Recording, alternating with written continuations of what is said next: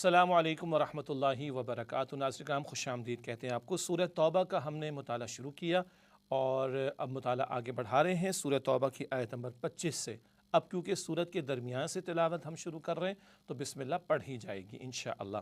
اعوذ باللہ من الشیطان الرجیم، بسم اللہ الرحمن الرحیم۔ لقد نصرکم اللہ فی مواطن کثیرۃ ویوم حنین اذ اعجبتکم کثرتکم فلم تغن عنکم شیئا وضاقت علیکم الارض بما رحبت ثم ولیتم مدبرین۔ سورہ توبہ کی آیت نمبر 25 سے مطالعہ شروع کر رہے ہیں۔ پچھلے دو رکوع ہم نے زیر مطالعہ جو ہم لائے ان میں ہم نے دیکھا کہ فتح مکہ سے قبل ذہن سازی کی جا رہی ہے مکے والوں کے خلاف اقدام کرنے کے لیے جہاں مشرکین موجود تھے۔ پہلے رکوع میں ہم نے سمجھا تھا کہ مشرکین کے لیے الٹیمیٹم آ گیا، بڑی سخت باتیں آ گئیں۔ اب پہلے رکوع کے مضامین جڑ جائیں گے چوتھے اور پانچویں رکوع سے۔ چوتھے اور پانچویں رکوع میں وہی مشرکین کے لیے سخت جو الٹیمیٹم تھا اس کا تذکرہ بھی آئے گا اور کچھ ذکر یہود کے حوالے سے بھی آ جائے گا، اور نبی اکرم علیہ السلام کا مشن وہ اللہ کے دین کا غلبہ، سرزمین عرب پر اللہ کا دین غالب ہونا، یہ ذکر بھی آ جائے گا۔ البتہ حضور جو دین لائے وہ صرف زمین عرب کے لیے نہیں ہے، وہ سارے عالم کے لیے ہے، اس کا بھی تذکرہ آگے چل کر آئے گا انشاءاللہ۔ مطالعہ آگے بڑھا رہے ہیں سورہ توبہ آیت نمبر 25 سے۔ لقد نصرکم اللہ فی مواطن کثیرۃ، یقیناً اللہ تعالیٰ نے مسلمانوں تمہاری مدد فرمائی بہت سے مواقع پر، ویوم حنین اور حنین کے دن بھی، اذ اعجبتکم کثرتکم جبکہ تم اپنی کثرت پر کچھ اعتراض سے گئے تھے، فلم تغنی عنکم شیئا وضاقت علیکم الارض بما رحبت تو اس کثرت نے تمہیں کچھ فائدہ نہ دیا اور تم پر زمین کشادگی کے باوجود تنگ ہو گئی، ثم ولیتم مدبرین پھر تم پیٹ پھیر کر بھاگنے لگے۔ اللہ اکبر۔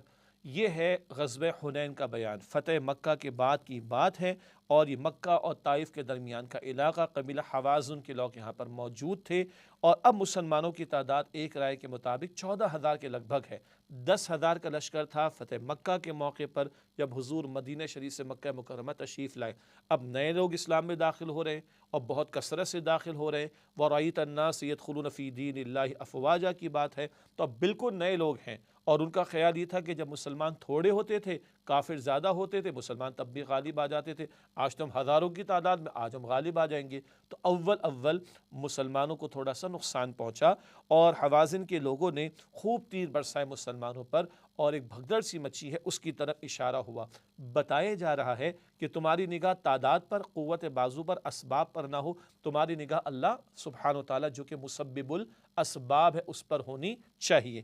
آگے فرمایا ثم انزل اللہ سکینتہ علی رسولہ وعلی المؤمنین وانزل جنودا لم تروها وعذب الذین کفروا، پھر اللہ سبحانہ وتعالی نے اپنے رسول علیہ السلام پر اور اہل ایمان پر اپنی تسکین نازل فرمائی، اور اس نے وہ لشکر اتارے جو تم نے نہیں دیکھے، اور کافروں کو عذاب دیا۔ وذالک جزاء الکافرین، اور یہی سزا ہے کافروں کی۔ مسلمانوں میں بھگدڑ مچی، اللہ کے رسول کھڑے ہوئے صلی اللہ علیہ وسلم، حضور نے پکارا انا النبی لا کذب، انا ابن عبد المطلب، میں نبی ہوں، میں جھوٹ بالکل نہیں بولتا، میں عبد المطلب کا بیٹا ہوں۔ اللہ اکبر۔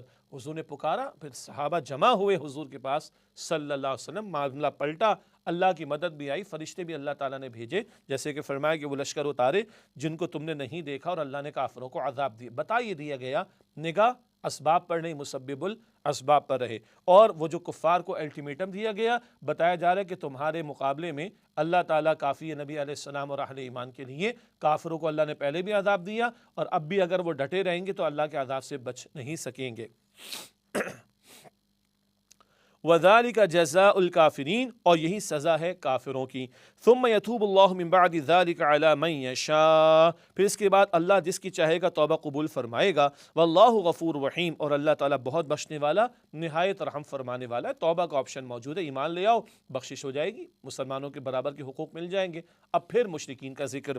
یا ایھا الذین آمنوا، اے وہ لوگو جو ایمان لائے ہو، انما المشرکون نجس، بے شک مشرکین تو ناپاک ہیں، فلا یقربوا المسجد الحرام بعد عامہم ھذا، بس اس سال کے بعد وہ مسجد حرام کے پاس نہ آئیں۔ اب مشرکین کا داخلہ بند، 9 ہجری میں یہ اعلان ہو گیا، آئندہ مشرکین نہیں آئیں گے یہاں۔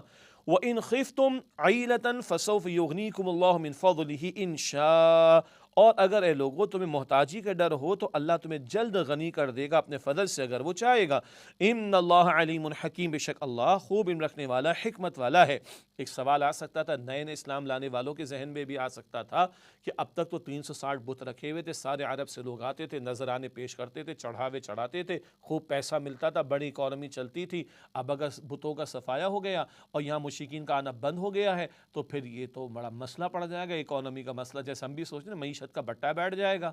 اللہ اکبر، اللہ فرما رہا ہے اللہ تعالیٰ چاہے گا تمہیں جلد اپنے فضل سے غنی کر دے گا۔ سوچو تو صحیح، 360 بتوں کی گندگی موجود تھی، اللہ دے رہا تھا، اب توحید کا درس یہاں پر ہوگا اور توحید کی پکار بلند ہوگی، اللہ کی عبادت ہوگی، فقط ایک اللہ کی، اللہ تمہیں محتاج چھوڑ دے گا۔ یہ تو ہوا اس وقت کے تعلق سے۔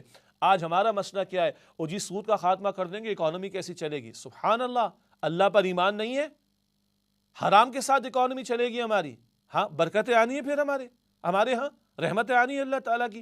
How is it possible? ارے کیسے ہوگا؟ اب تک تم حرام خوریاں کر رہے ہو، سود خوریاں کر رہے ہو، جوئے سٹے کا نظام چلا رہے ہو، اللہ کھلا رہا ہے پلا رہا ہے نا۔ ان مشرکوں کو جو پاک کرنے کا حکم دیا گیا اور ایک سوال ہے جو جواب دی، وہ جواب ہمارے لیے بھی، نافرمانیاں کر رہے ہو، سرکشی کر رہے ہو، اللہ کے رسول سے جنگ تم نے سود خوری کے ذریعے جاری کر رکھی ہے، اللہ کھلا رہا ہے نا۔ جب توحید پر آ جاؤ گے، اللہ کی شریعت پر آ جاؤ گے، حرام کو چھوڑ دو گے، اللہ تمہیں بھوکا مار دے گا کیا؟ غور کرنا چاہیے، اتنی عقل نہیں ہم مسلمانوں کے پاس۔ اللہ اکبر۔ وَإِنْ خِفْتُمْ عَيْلَةً فَسَوْفَ يُغْنِيكُمُ اللَّهُ مِنْ فَضْلِهِ إِنْ شَاءَ، اور اگر تمہیں محتاجی کا ڈر ہو تو اللہ تمہیں جلد غنی کر دے گا اپنے فضل سے اگر وہ چاہے گا۔ إِنَّ اللَّهَ عَلِيمٌ حَكِيمٌ، بے شک اللہ خوب علم رکھنے والا، خوب حکمت والا ہے۔ اب مشرکین عرب کے علاوہ دیگر کفار کا تذکرہ۔ قاتلوا الذین لا یؤمنون باللہ ولا بالیوم الآخر ولا یحرمون ما حرم اللہ ورسولہ ولا یدینون دین الحق من الذین اوتوا الکتاب حتی یعطوا الجزیۃ عن ید وہم صاغرون۔ تم ان لوگوں سے جنگ کرو جو ایمان نہیں لاتے اللہ پر اور آخرت کے دن پر، اور حرام نہیں ٹھہراتے اسے جسے اللہ نے حرام ٹھہرایا اور اللہ کے رسول نے حرام ٹھہرایا، اور نہ وہ دین حق قبول کرتے ان لوگوں میں سے جو اہل کتاب ہیں، یہاں تک کہ وہ جزیہ دیں، اپنے ہاتھ سے ذلیل ہو کر چھوٹے بن کر رہیں۔ یہ بڑی ایک اہم بات ہے۔ مشرکین عرب کا معاملہ الگ تھا، حضور انہی میں سے تھے، انہی کی زبان بولتے تھے۔ اب دیگر اہل کتاب یہ کفار ہیں اور سارے عالم کے لیے ان کے لیے جزیے کا آپشن بھی ہے۔ ہاں اگر وہ اللہ اور اللہ کے رسول کو نہیں مانتے، آخرت ایمان نہیں لاتے اور اسلامی ریاست کی بالادستی قبول کر کے رہنا چاہتے، جزیہ دینا پڑے گا، جو کہ ٹیکس ہے جس کے اگینسٹ ان کی جان مال عزت آبرو کی حفاظت کی جائے گی اسلامی ریاست کے تحت، اور ان کو جینے کا حق ملے گا مگر وہ اسلامی ریاست کی بالادستی کو قبول کریں گے۔ یہ قتال کا ایک اور مقصد ہے، اور اگر وہ جزیہ دے دیں تو قتال ٹھیک ہے نہیں کیا جائے گا ان کے خلاف، ان کی جان بخشی ہو جائے گی، ورنہ وہ جنگ ہوگی۔ پھر تو اسلامی ریاست کی بالادستی قبول کرنا پڑے گی۔ ابھی تو ایسا نہیں ہے، ہم مسلمانوں کی ریاستیں ہیں، اسلام غالب نہیں کیا ہم نے ابھی، لیکن اگر اسلامی ریاست ہوگی تو اہل کتاب میں سے ہو یا دیگر کفار بالادستی قبول کرنا ہوگی، جزیہ دو رہو، کوئی مسئلہ نہیں ہے۔ ایک اہم بات تو یہ۔ دوسری ایک اہم بات کیا آئی ہے، وَلَا يُحَرِّمُونَ مَا حَرَّمَ اللَّهُ وَرَسُولُهُ، اس کو حرام نہیں ٹھہراتے جسے اللہ نے حرام ٹھہرایا اور اللہ کے رسول علیہ السلام نے حرام ٹھہرایا۔ اس سے ایک اور نقطہ، اللہ بھی حرام قرار دیتا ہے جن چیزوں کو چاہتا ہے، اور حضور بھی حرام قرار دیتے اللہ کے حکم سے۔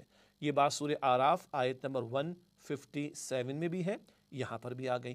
اللہ تعالیٰ نے حضور کو اتھارٹی دی ہے، یہی سنت کی حجیت بھی ہے، اتھارٹی آف سنہ بھی ہے، اور حضور کے اختیارات کا ذکر ہے کہ اللہ کے حکم سے حضور بھی حلال اور حرام کے فیصلے فرماتے ہیں صلی اللہ علیہ وآلہ وسلم۔